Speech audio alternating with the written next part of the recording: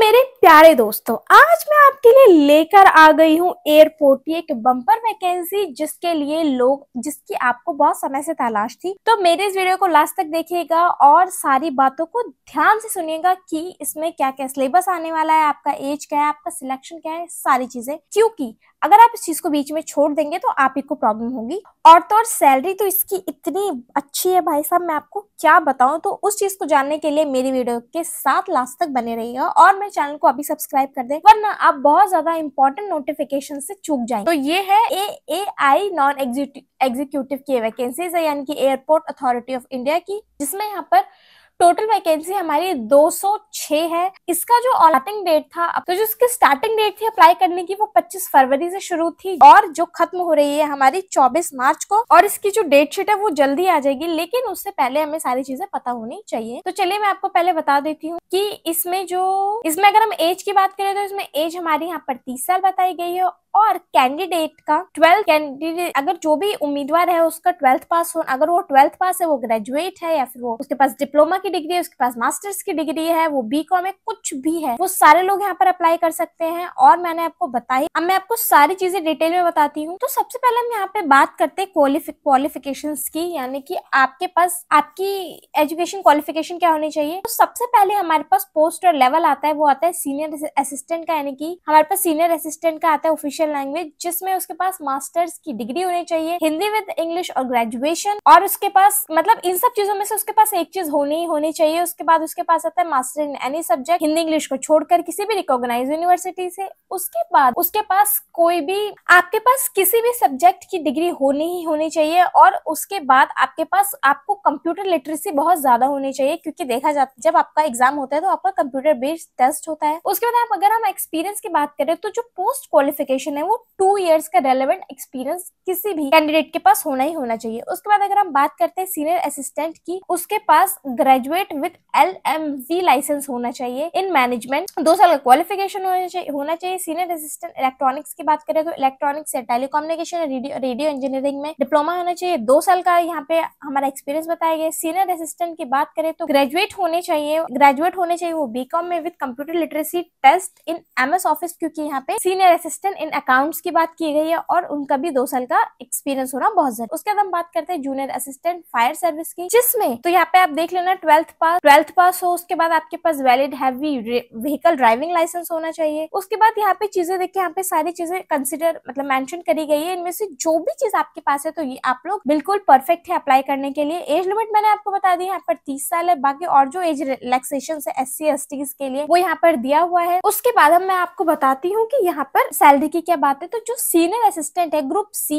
NE6 की 36,000 से लेकर 1,10,000 तक है, और junior assistant group C NE4 की 31,000 से लेकर 92,000। और साथ ही में आपको इम्यूलमेंट्स मिलेंगे, यानी कि basic pay, dearness allowance, HRA, other benefits, ये सारी चीजें होंगी। Social security schemes, medical benefit, ये सब चीजें as per airport authority of India rules and regulation के तहत। उसके बाद आपके पास सारे डॉक्यूमेंट्स होने चाहिए। अब मैं आपको बताती हूँ यहाँ पर कि आपका सिलेक्शन प्रोसेस क्या होगा, सिलेक्शन प्रोसेस और सिलेबस क्या होगा। तो सबसे पहले हम बात करते हैं सीनियर असिस्टेंट ऑफिशियल लैंग्वेज की, जिसमें आपका होगा सबसे पहले स्टेज 1, जिसमें आपका रिटन एग्जाम होगा, कंप्यूटर बेस्ड टेस्ट होगा जो कि 2 घंटे का होगा, और उसका जो मीडियम इंस्ट्रक्शन होगा वो हिंदी होगा। किसी भी तरह की नेगेटिव मार्किंग नहीं होगी, और मिनिमम पासिंग मार्क्स जो यहाँ पर UR और OBC के लिए बताए गए हैं वो है 50%। हम सिलेबस करते हैं, अगर हम सिलेबस की बात करें तो सबसे पहले पार्ट ए में आपका 50% क्वेश्चंस जो होंगे वो आपके सब्जेक्ट्स के रिगार्डिंग होंगे, जो कि आपके पोस्ट के अकॉर्डिंग प्रिस्क्राइब करे गए होंगे। और जो पार्ट बी आएगा उसमें आपका general knowledge, general intelligence, general aptitude और इंग्लिश वगैरह आएंगे। ये आपका हो गया स्टेज 1, जिसमें मैंने बता दिया पार्ट ए और पार्ट बी में क्या आएगा। उसके बाद हम बात करते हैं स्टेज 2 की, जिसमें आपका कंप्यूटर बेस्ड टेस्ट करने के बाद कैंडिडेट शॉर्टलिस्ट होंगे और उसके बाद उनका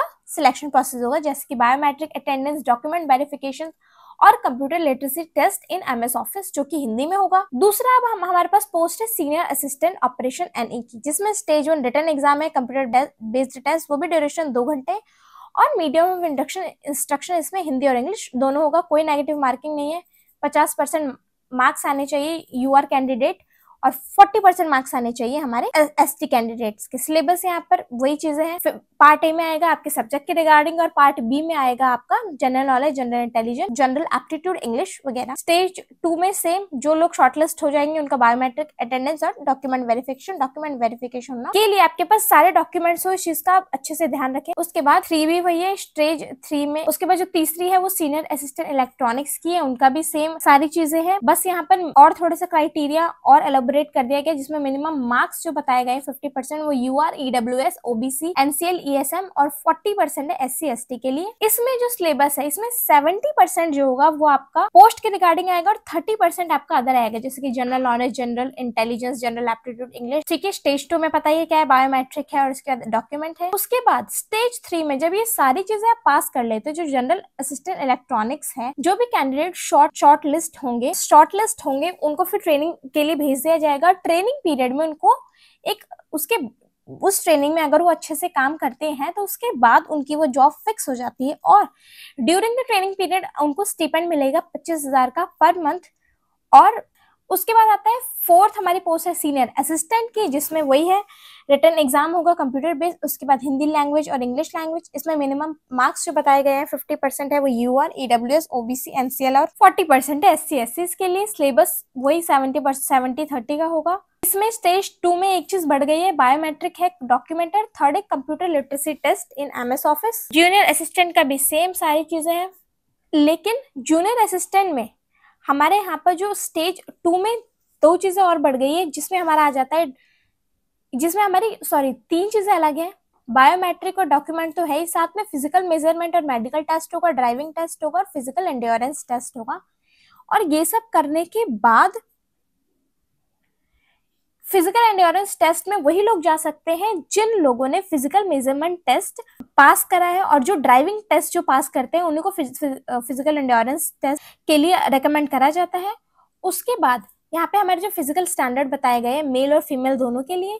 सबसे पहले हम फिजिक की बात करते हैं। जो आईसाइट यहाँ पे बताया गया है कि आपके आईसाइट्स क्या होनी चाहिए, आपके हियरिंग, स्पीच मेल फीमेल की क्या होनी चाहिए, आपके मिनिमम हाइट वेट क्या होना चाहिए। जैसे कि यहाँ पे मेल की हाइट बताई गई है 167 सेंटीमीटर, वेट बताया गया है 55 kgs और फीमेल की बताई गई है 157 सेंटीमीटर, वेट यहाँ पे 45 kgs बताया गया है। बाकी आपको सारी जानकारी दे दी है और उसके बाद जब आप फॉर्म फिल करेंगे तो बाकी आपको और भी चीजें अच्छे से पता चल जाएंगी जो आप अलग से कुछ जानना चाहते हैं। बाकी और ऐसी वीडियोस के लिए मेरे चैनल को सब्सक्राइब